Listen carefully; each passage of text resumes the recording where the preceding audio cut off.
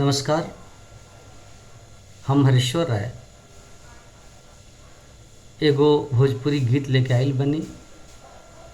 हमरा घरे देवी आगमन भइल बा।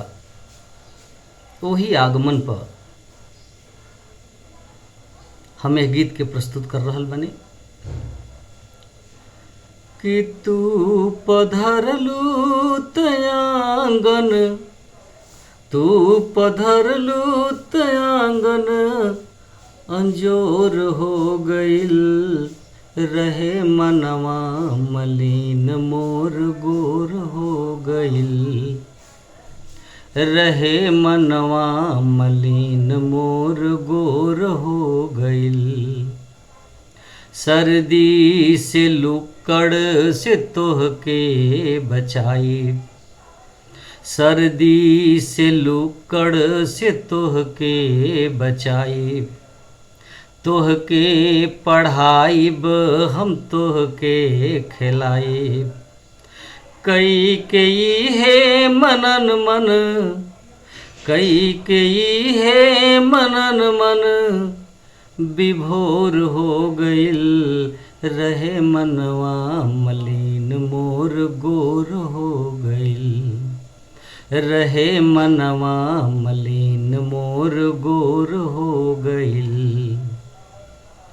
तहरे आँखि सूतब तहरे आँखि जागब, तहरे आँखि सूतब तहरे आँखि जागब, तहरा लदैबा से काया सुख मांगब। रात बितल आँखी के भोर हो गइल रहे मनवा मलिन मोर गोर हो गइल, रहे मनवा मलिन मोर गोर हो गइल। गीता पुराण हम किनके ले आइब, गीता पुराण हम किनके ले आइब।